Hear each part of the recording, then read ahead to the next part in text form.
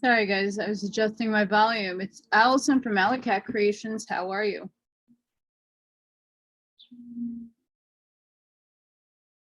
Allergies are killing me today. I got my oracle readings in this morning. Did some meditation. Watery eyes and sniffles. No, I don't have the thing. Got pollen everywhere. So the other day I read the Sepher Bahir, the Sepher. And today I'm going to start the Sepher Bahir, the Book of Light. This one's a little bit more meaty.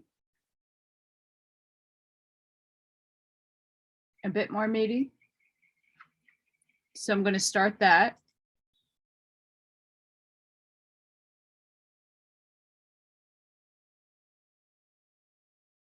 A lot of people are interested in things that are not of their paradigm. And apparently a lot of people are interested in this because a lot of people don't know about the Kabbalah. I haven't studied much of it.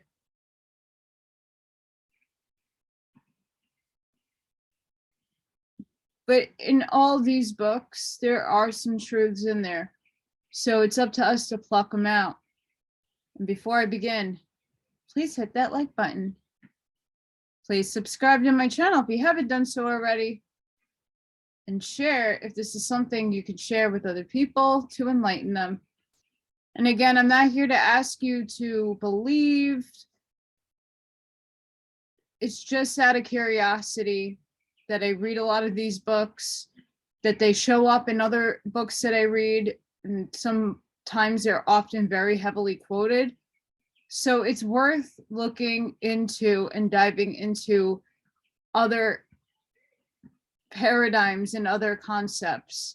For the majority of a lot of the books that I have read are spiritually creator without the religion so much. I mean, there's Yeshua's in there, and a lot of it's based on the Father, the Son, and the Holy Ghost kind of stuff. But a lot of people are not, they don't follow that. They follow either Judaism or they're Muslim or they're Buddhist or what have you. There's just spiritual, there's no religion bound by them. So I want to just be making a conscious effort to switch some stuff up sometimes. As we're getting into June, I want to cram as much as I possibly can because I foresee that I have to sell my house and move because I am not getting any income. And that's my last option before I'm homeless and they take my house away. So I have a lot to undertake in clearing out 37 years worth of my parents. And I got rid of a lot of my parents' stuff when they passed away, but I still have furniture and all kinds of stuff that I can't even move on my own. I don't know how I'm going to pay somebody to help me, but I have a lot to do. So I want to get a lot of these in, and then I hopefully will be able to figure out a way to pay the bills so that I don't have to rush this stuff. So I was on the, I'm holding my hopes, but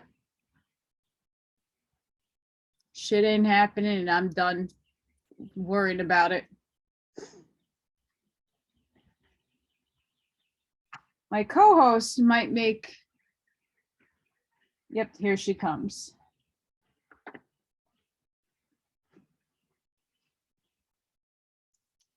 For those of you who don't know who my co-host is, this is Morgan Cat. She likes my attention and she doesn't like when I record because she'll just come right in front of me and steal the show. She's 17 years old. She shares my birthday. And she's my fur baby. She's my child, fur child. Okay, so I'm going to read the introduction. The Sepher Bahir is one of the most important writings covering some of the principles of Kabbalah, sometimes spelled Quabala, the Q, or similarly. Dating to ancient times, it was first published in the 12th century in recognizable form. Nonetheless, its literary contents are based on fragments of manuscripts far older, which were only then compiled by those who had read them. In its original form, it is fragmentary, although it was pieced together later and retranslated into a number of languages.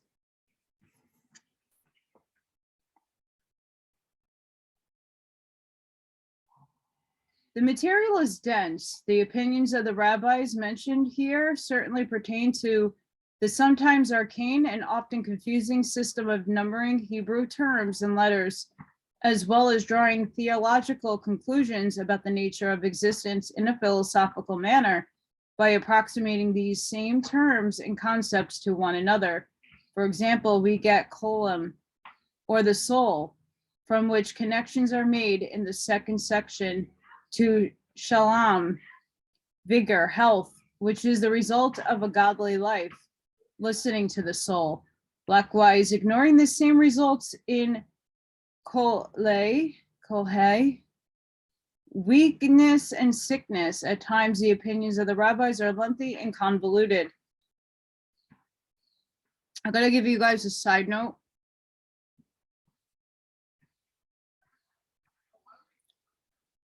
I went to Hebrew school for like a month.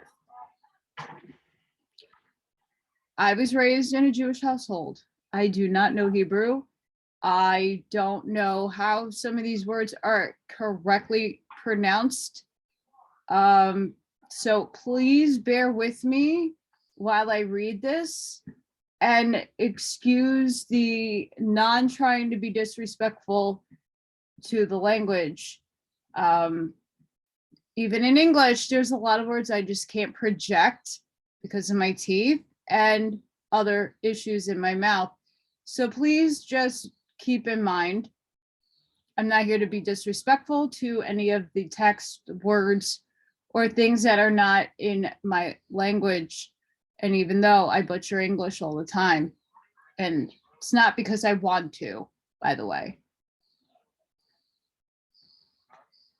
The text is in no set linear order outside of the basic tenets of the 5 sections. The opinions given, musings made, and questions presumably asked of these figures by various acolytes and students would resemble Plato's Republic in format if Socrates had been a Hebrew and the text cut into pieces and then recompiled at a much later date from material which had been floating around in disparate manuscripts for several centuries. This is not to denigrate from the text itself in modern form, but as literary tradition must be noted. Some have pointed to a possible Gnostic influence upon several of the fragmentary pieces of the work prior to compilation, or possibly on those who began compiling it.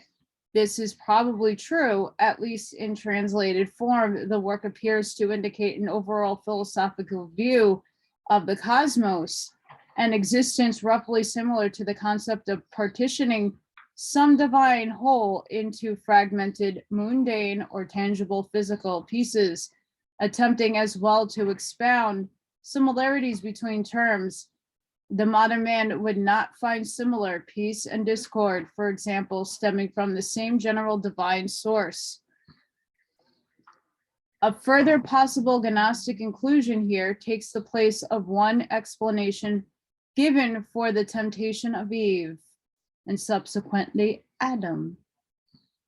by the serpent in the 5th section of the Bahar.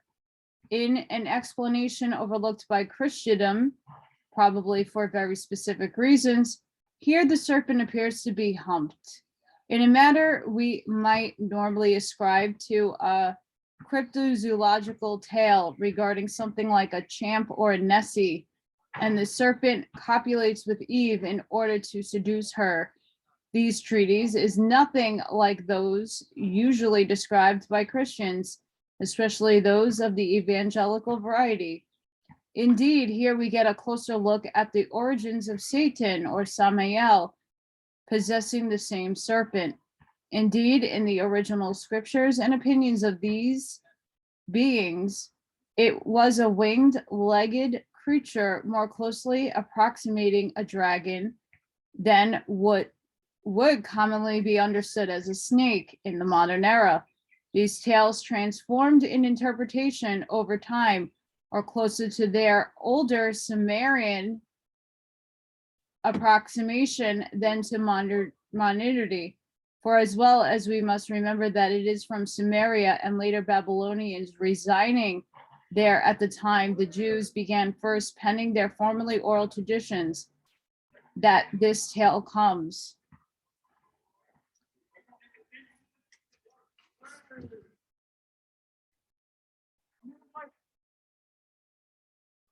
I'm going to interject with a theory that I have, more of an opinion, more of an observation, because of the other content that I do.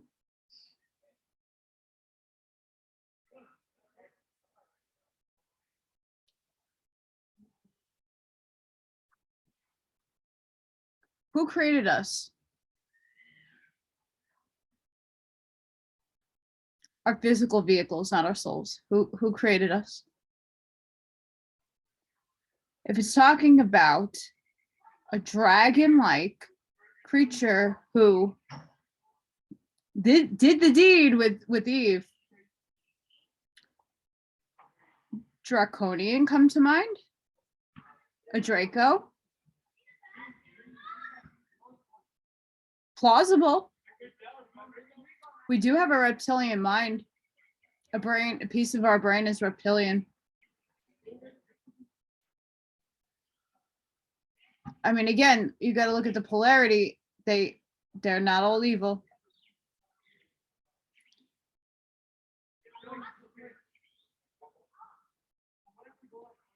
But in Sumerian texts, there are Nagas who are reptilian.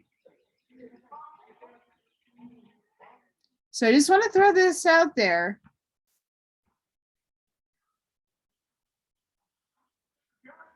That might make sense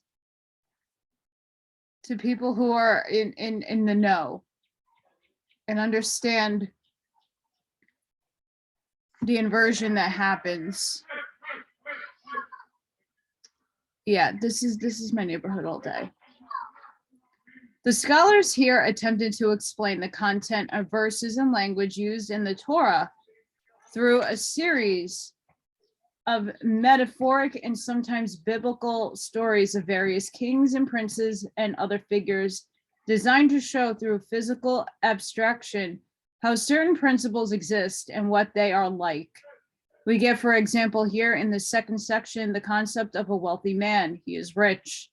But if he is in the company of another wealthy man who are more wealthy than he is, then he is apparent to be impoverished, at least while he is there in their company.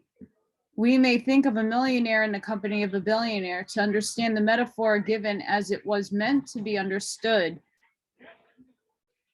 We know, for example, in the first few opening paragraphs here of the 1st section as well, the opinion given regarding the use of the letter bet. According to the tradition here, the purpose was to show that the Torah was a blessing. Bracha. I almost had it.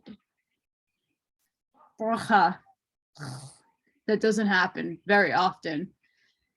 Interestingly, we can find here as well in 2nd section a strange sort of philosophical discourse of the nature of morality and of the interplay between intended action and result.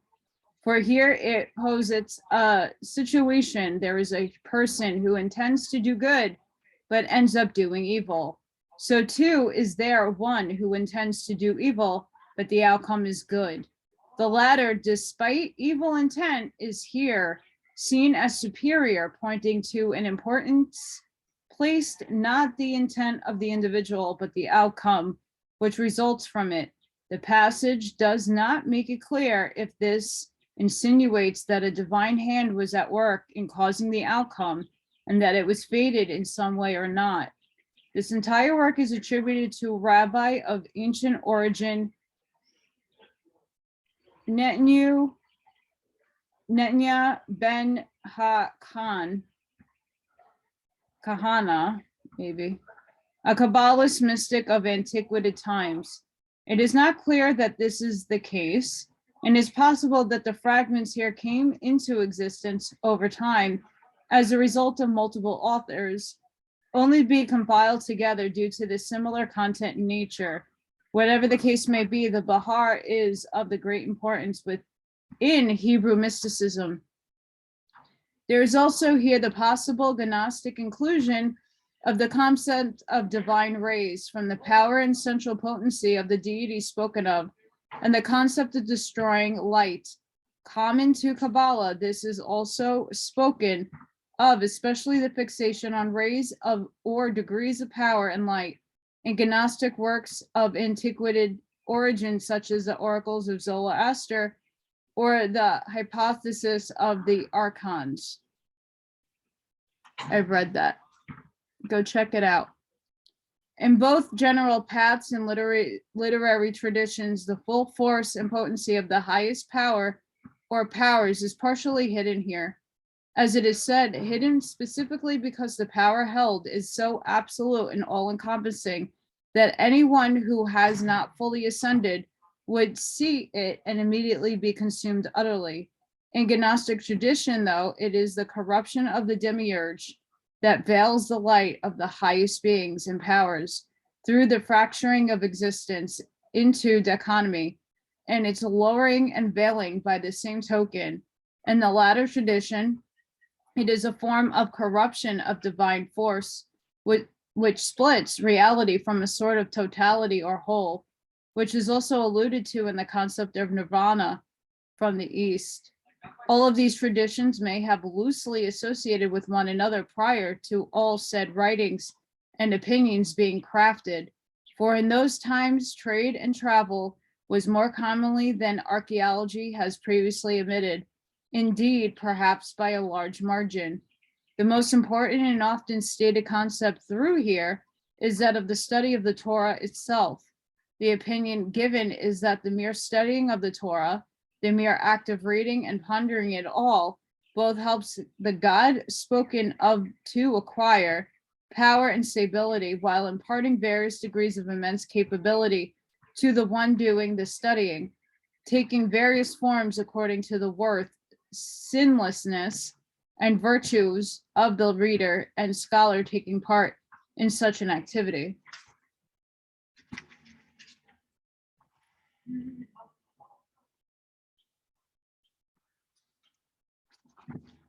So here's a neat chart.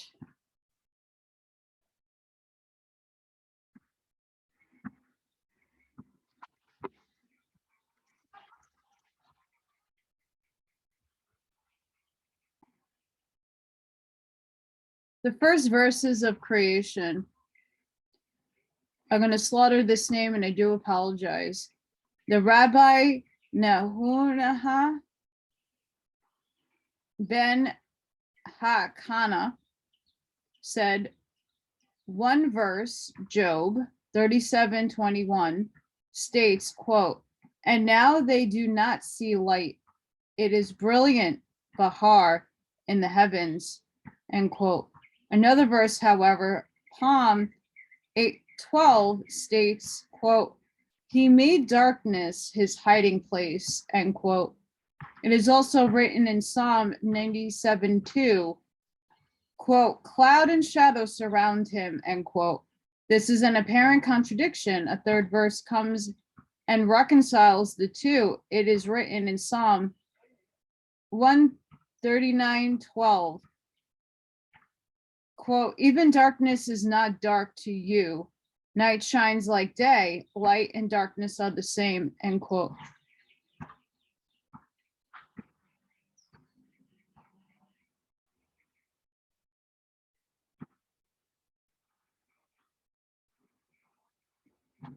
I'm trying to see if I can pronounce this name without butchering it.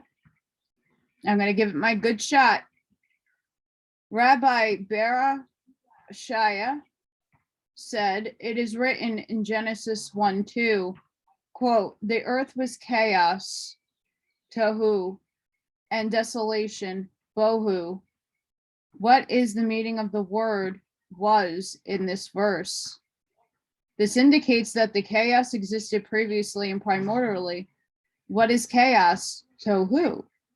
Something that confounds, taha, people. What is desolation? Bohu. It is something that has substance. This is the reason that it is called bohu. That is bohu, it is in it. Why does the Torah begin with the letter bet? In order that it began with a blessing, Barucha. How do we know that the Torah is called a blessing? Because it is written in Deuteronomy 33:23, quote, the filling is God's blessing possessing the sea and the south, end quote. The sea is nothing other than the Torah, as it is written, Job 11:9. Quote, it is wider than the sea, end quote. What is the meaning of the verse? Quote, the filling is God's blessing, end quote. This meaning that whatever we find the letter bet, it indicates a blessing. It is thus written Genesis 1:1. Quote, in the beginning, bet reshit. I'm not joking. God created the heaven and earth, end quote. The word, quote, beginning, end quote, reshit, is nothing other than wisdom. It is thus written in Psalm 111:10, quote, the beginning is wisdom, the fear of God, end quote. Wisdom is a blessing. It is thus written, quote, and God blessed Solomon, end quote. It is further written, 1 Kings 5:26, quote, and God gave wisdom to Solomon, end quote. This resembles a king who marries his daughter to his son. He gives her to him at the wedding and says to him, quote, do with her as you desire, end quote. How do we know that the word bracha, blessing, excuse you, cat, comes from the word brach, to be blessed? Perhaps it comes from the word beresh, ni. It is written, Isaiah 44:23, quote, for to me shall every knee bend, end quote. The place to which every knee bends. What examples do this resemble? People want to see the king, but do not know where to find his house. Bayit. First they ask, quote, where is the king's house? End quote. Only then can they ask, where is the king? It is thus written, quote, for me shall every knee bend, end quote, even the highest, quote, every tongue shall swear, end quote. Rabbi Ra'umai sat and expounded, what is the meaning of the verse Deuteronomy 33:23? Quote, the filling is God's blessing possessing the sea and the south, end quote. This means that wherever we find the letter bet, it is blessed.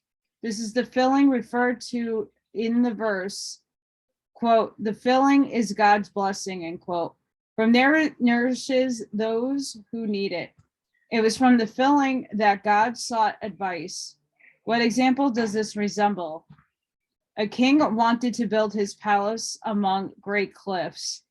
He mined into the bedrock and uncovered a great spring of living water. The king then said, quote, "Since I have flowing water, I will plant a garden. Then I will delight in it, and so will all the world," end quote. It is therefore written, Proverbs 8:30, quote, "I was with him as a craftsman. I was his delight for a day frolicking before him at every time," end quote. The Torah is saying, quote, "For 2,000 years I was in the bosom of the Blessed Holy One as his delight," end quote. The verse therefore says, a day. Each day of the Blessed Holy One is 1,000 years, as it is written, Psalms 94. Quote, "1,000 years in your eyes is but yesterday when it is past," end quote. From then on, it is at times, as the verses state, at every time, the rest is for the world. It is thus written, Isaiah 48:9, quote, "I will exhale my praise through my nose for you," end quote. What is the meaning of my praise? As it is written in Psalm 145:2, quote, "A praise of David, I will raise you high," end quote. Why is this a praise? Because I will, quote, "raise you high," end quote. And what is the elevation? Because I will bless your name for the world and forever. What is a blessing? It can be explained with an example. A king planted trees in his garden.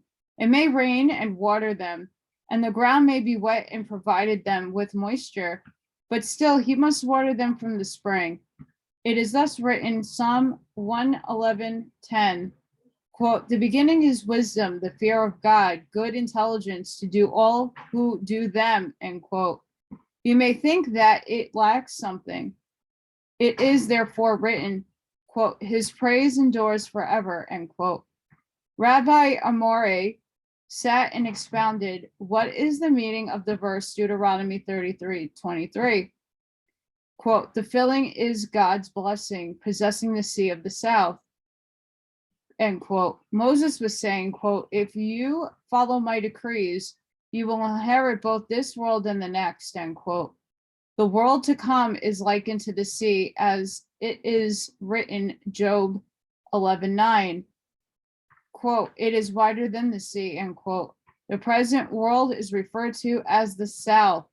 It is thus written, Joshua 15:19, quote, "For you have set me in the land of the south, therefore give me springs of water," end quote. The Targum translates this, quote, "Behold, the earth is the south," end quote. Why did God add the letter He to Abraham's name rather than any other letter? This was so that all parts of man's body should be worthy of life in the world to come, which is likened to the sea. To the extent that we can express it, the structure was completed in Abraham. It was written, Genesis 9:6, quote, "For in the form of God, he made the man," end quote. The numerical value of Abraham is 248, the number of parts in a man's body. What is the meaning of Deuteronomy 33:23? The filling is God's blessing, the sea of and the south. You shall inherit it. Yerashai. I'm not saying that right. It would have been sufficient if the verse said inherit Rash, but this comes to teach us that God must also be included. The word Yerashah thus contains the letter Rash, Yah, meaning inherit God. What does this resemble? A king had two treasuries, and he hid one away. After many days, he said to his son, quote, "Take what is in these two treasures," end quote. The son replied, quote, "Perhaps you are not giving me all that you have hidden away," end quote. The king said, "Take everything." It is thus written, the sea and the south he shall inherit. Inherit God, Yah, Resh. Everything will be given to you if you only keep my ways. Rabbi Bun said, what is the meaning of the verse Proverbs 8:23? Quote, I was set up from eternity, mi alam, from ahead before the earth, end quote. What is the meaning of from eternity, mi alam? This means that it must be concealed, hi alam, from the world. It is thus written,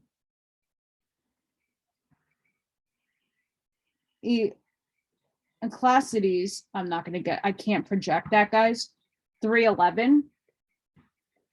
He has also placed the world, ha-alam, in their hearts, that they should not find out the work that God has done from the beginning to the end. Do not read ha-alam, the world, but he-ilam, concealment. The Torah said, quote, I was first so that I might be the head of the world, end quote. It is thus written, quote, I was set up from eternity from ahead, end quote. You may think that the earth was before it. It was therefore written, quote, before the earth, end quote. It is thus written in Genesis 1:1. In the beginning created God the heaven and the earth. What is the meaning of created? He created everything that was needed for all things. And then God, only after that, it is written, quote, the heaven and the earth. What is the meaning of the verse?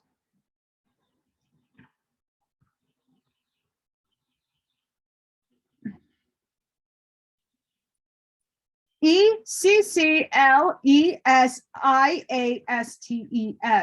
I can't project that, guys. It's not because I can't read it. Just butcher it. 7:14. Quote, also one opposite the other was made by God, end quote. He created desolation, bohu, and placed it in peace. And he created chaos, tohu, and placed it in evil. Desolation is in peace, as it is written, Job 25:2, quote, he makes peace in his high places, end quote. This teaches us that Michael, the prince to God's right, is water and hail, while Gabriel, the prince to God's left, is fire. The two are reconciled by the Prince of Peace. This is the meaning of the verse, quote, he makes peace in his high places.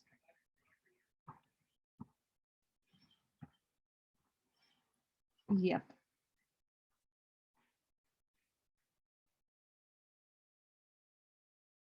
How do we know that chaos is evil? It is written, Isaiah 45:7, quote, he makes peace and creates evil, end quote. How does this come out? Evil is from chaos, while peace is from desolation. He thus created chaos and placed it in evil, as it is written, quote, he makes peace and creates evil, end quote. He created desolation and placed it in peace, as it is written, quote, he makes peace in his high places, end quote. Rabbi Bun also sat and expounded, what is the meaning of the verse Isaiah 45:7? Quote, he forms light and creates darkness, end quote. Light has substance, therefore the term formulation is used with regard to it. Darkness has no substance, and therefore with regard to it, the term creation is used. It is similarly written, Amos 4:12. He forms mountains and creates the wind. Another explanation is this, light was actually brought into existence as it is written, Genesis 1:3, quote, and God said, let there be light, end quote. Something cannot be brought into existence unless it is made. The term formation is therefore used in the case of darkness. However, there was no making, only separation and setting aside. It is for that reason that the term created, bara, is used. It has the same sense in the expression, quote, that person became well, high bara, I hope I am not butchering the Hebrew. Why is the letter bet closed on all sides and open in the front? This teaches us that it is the house by it of the world. God is the place of the world, and the world is not his place. Do not read bet, but by it. It is thus written, Proverbs 24:3, quote, with wisdom the house is built, with understanding it is established, end quote. What is the bet resemble? It is like a man formed by God with wisdom. He is closed on all sides, but open in the front. The Aleph, however, is open from behind. This teaches us that the tail of the bet is open from behind. If not for this, man could not exist. Likewise, if not for the bet on the tail of the Aleph, the world could not exist. Rabbi Rumeh said, illumination precede the world, since it is written Psalm 97:2, quote, cloud and shadow surround him, end quote. It is thus written Genesis 1:3, quote, and God said, let there be light, and there was light, end quote. They said to him, quote, before the creation of Israel, your son, will you then make him a crown, end quote. He replied, yes. What does this resemble? A king yearned for a son. One day he found a beautiful, precious crown and said, quote, this is fitting for my son's head, end quote. They said to him, quote, are you then certain that your son will be worthy of this crown, end quote. He replied, be still. This is what arises in thought. It is thus written, 2 Samuel 14:14, quote, he thinks thoughts that none should be cast away, end quote. 2, the Alphabet. Rabbi Amorai sat and expounded, why is the letter Aleph at the beginning? Because it was before everything, even the Torah. Why does Bet follow it? Because it was first. Why does it have a tail? To point to the place from which it came. Some say from there the world is sustained. Why is Gimel third? It has 3 parts, teaching us that it bestows Gomel, kindness. But did Rabbi Akiba not say that Gimel has 3 parts because it bestows, grows, and sustains? It is thus written, Genesis 21:8, quote, the lad grew and was bestowed, end quote. He says the same as I do. He grew and bestowed kindness to his neighbors and to those entrusted to him. And why is there a tail at the bottom of Gimel? He said the Gimel has a head on top and is like a pipe. Just like a pipe, the Gimel draws from above through its head and disperses through its tail. This is Gimel. Rabbi Yachanan said, the angels were created on the 2nd day. It is therefore written, Psalm 104:3, quote, he rafters his upper chambers with water. He makes the clouds his chariot. He walks on the wings of the wind, end quote. It is then written in Psalm 104:4, quote, he makes the winds his angels, his ministers from flaming fire, end quote. Rabbi Hanina said, the angels were created on the 5th day, as it is written, Genesis 1:20. Quote, and flying things shall fly upon the firmament of heaven, end quote. Regarding the angels, it is written, Isaiah 6:2, quote, with 2 wings did they fly, end quote.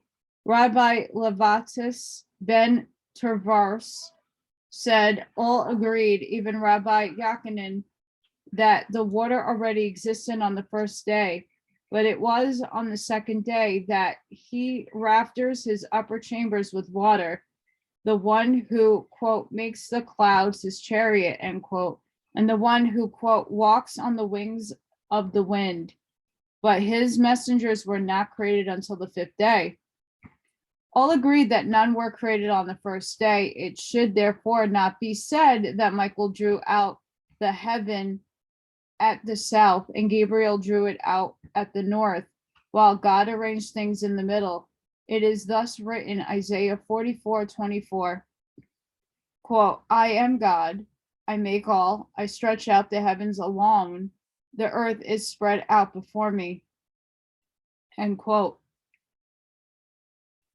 Quote, who was with me? I am the one who planted this tree in order that all the world should delight in it. And in it I spread all. I called it all because all depended upon it, all emanated from it, and all needed it.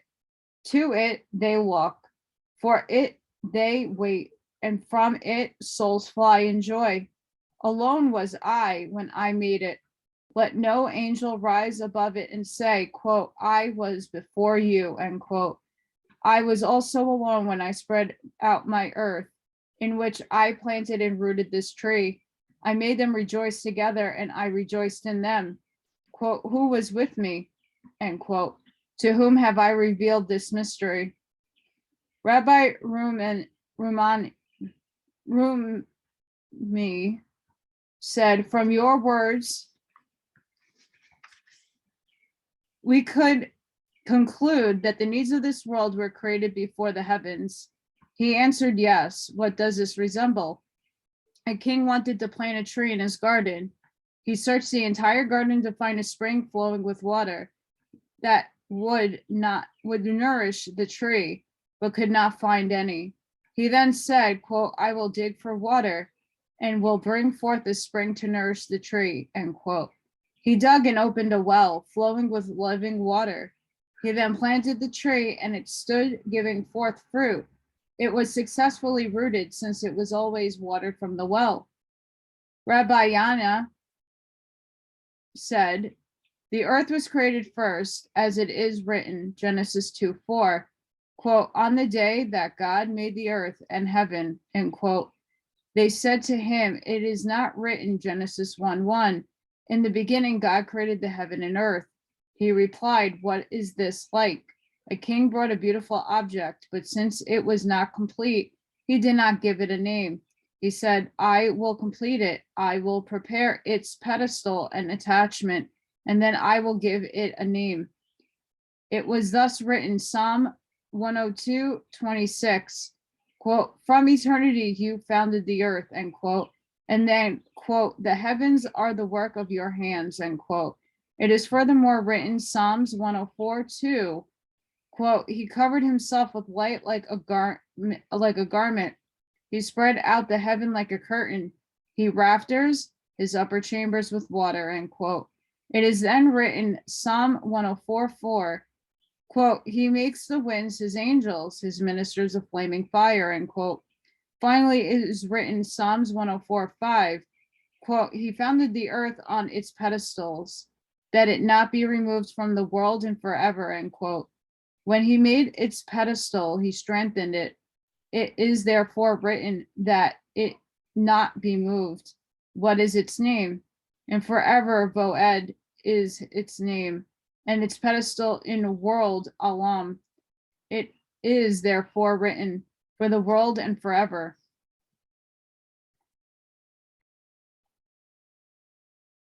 Rabbi Baruch I said, what is the meaning of the verse Genesis 1:3? And God said, let there be light, and there was light. Why does the verse not say, and it was so? What is this like? A king had a beautiful object. He puts it away until he had place for it, and then he put it there. It is therefore written, quote, let there be light, and there was light, end quote.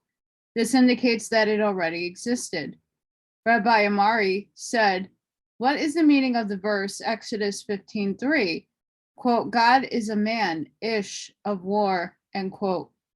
Mar Ramumi said to him, Great master, do not ask about something that is so simple. Listen to me and I will advise you, he said to him. What is this like? A king had a number of beautiful dwellings, and he gave each one a name. One was better than the other, he said. I will give my son this dwelling, whose name is Elf. This one whose name is Yod is also good, as is this one whose name is Shin. What does he do then? He gathered all three together, and out of them he made a single name in a single house. He said, How long will you continue to conceal your meaning? The other replied, My son, Alf is the head, Yod is the second to it, Shin includes all the world. Why does Shin include all the world? Because with it one writes an answer, Te Shuvah. The student asked him, What is the letter Daleth? He replied, What is this like? 10 kings were in a certain place. All of them were wealthy, but one was not quite as wealthy as the others, even though he is still very wealthy. He is poor, dull, in relation to the others. They said to him, What is the letter Hey? He grew angry and said, Did I not teach you not to ask about a later thing and then about an early thing? They said, But Hey comes after Daleth.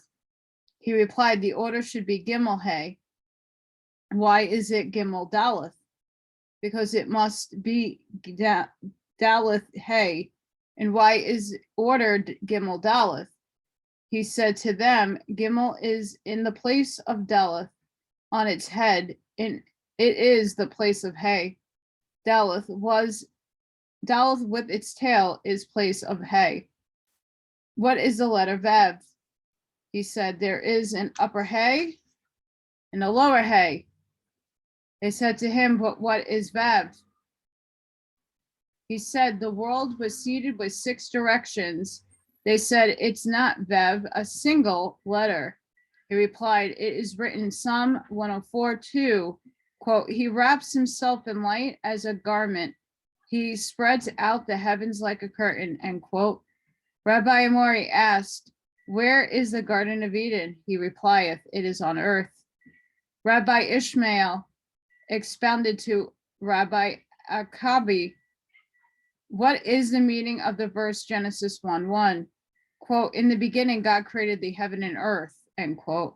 Why is the word et added to both places? If the word et were absent, we would think that heaven and earth were God's. He replied, By the divine service.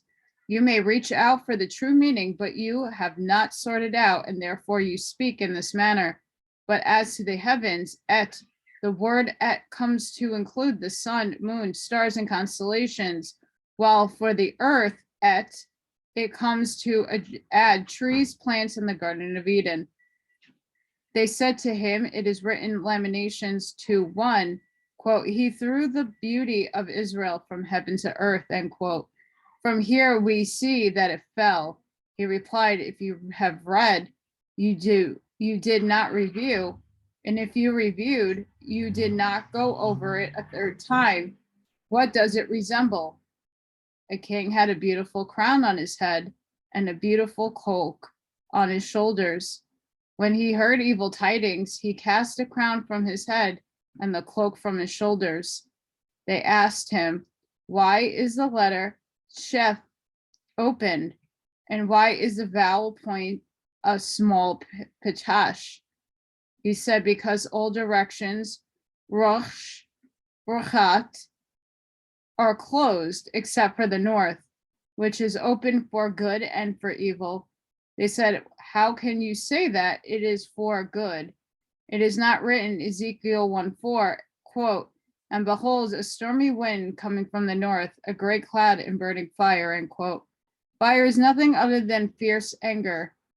Is it written in Leviticus 10:2, quote, And fire went out from before God, and it consumed them and killed them. He said, There is no difficulty. One case is speaking of when Israel does the will of God, while the other is speaking of when they do not do his will. When Israel does not do his will, then the fire comes to destroy them. But when they do God's will, the attribute of mercy encompasses and surrounds it, as it is written, Micah 7:18, quote, he lifts up sin and passes over rebellion, end quote. What is this like? A king wanted to punish and whip his slaves. One of his governors stood up and asked the reason for this punishment. When the king described the offense, the governor said, quote, your slaves never did such a thing. I will be their bondsman until you investigate it more thoroughly, end quote. In the meantime, the king's anger was calmed. His students asked, why is the letter Daleth thick on the side? He replied, because of the sigil, which is in the small pekash. It is thus written, Psalm 24:7, quote, the openings of the world, end quote.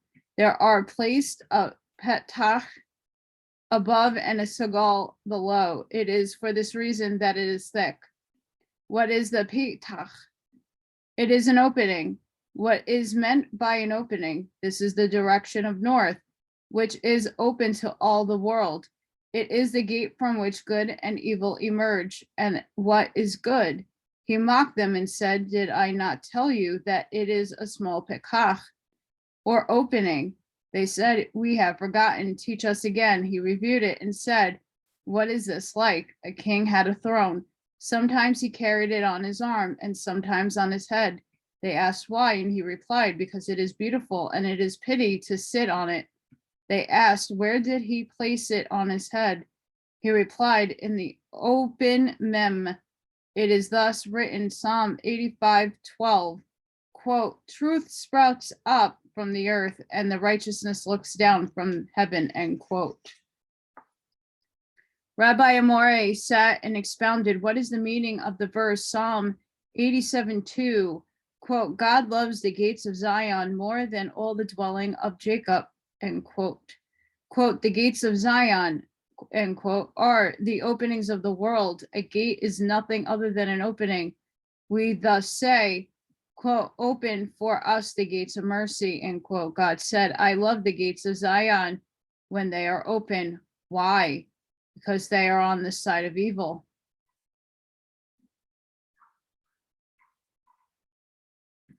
But when Israel does good before God and are worthy that good be open for them, that God loves them more than all the dwellings of Jacob.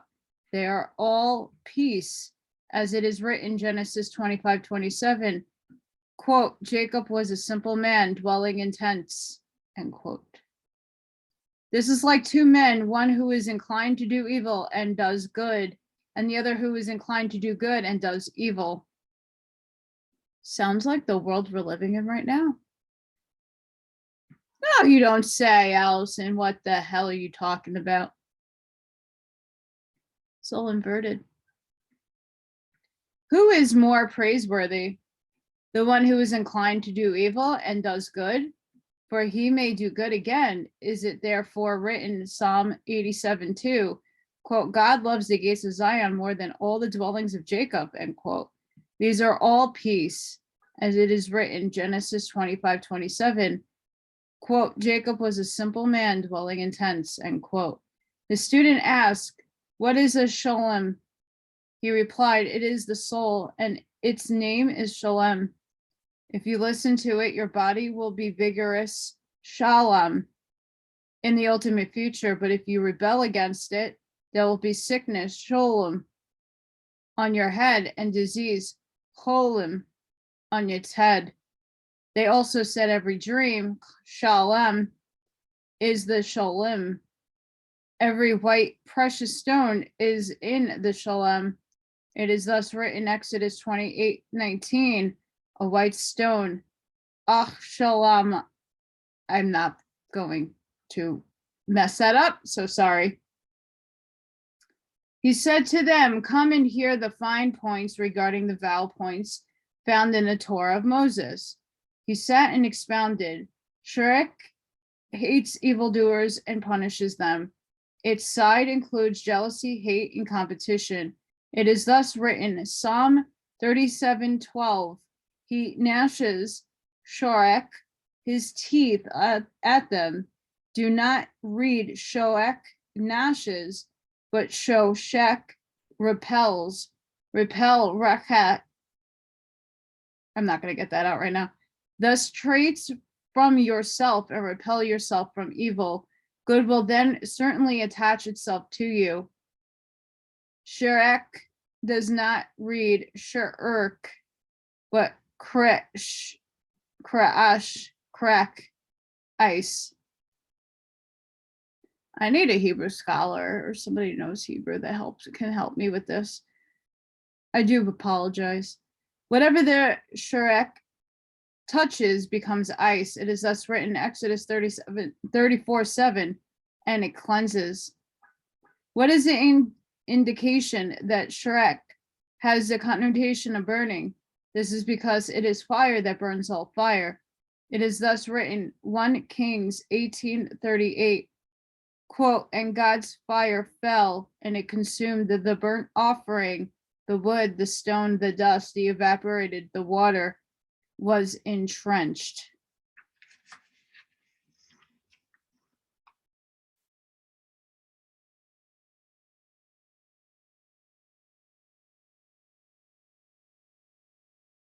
Wow.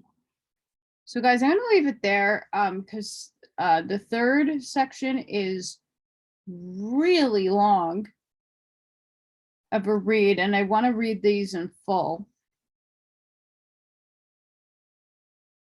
and not kill the time and bore you people. And not that I'm boring anybody, but that is a long.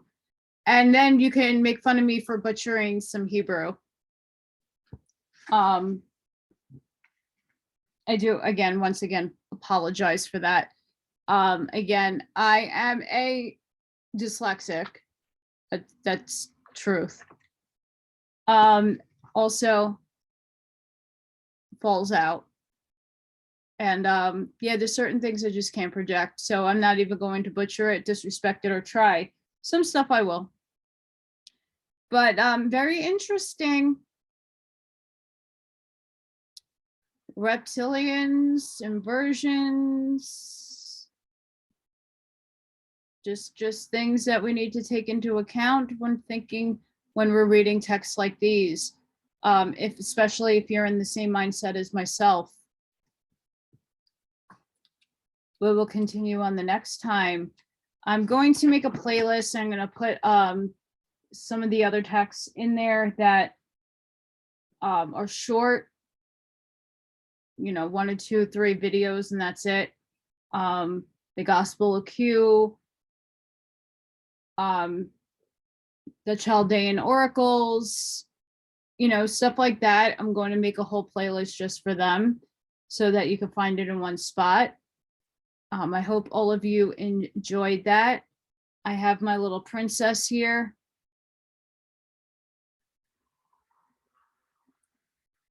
Really distracting me today. But she's purring and she's happy. Say hi. Hello, guys. I'm old lady. I need my sleeps.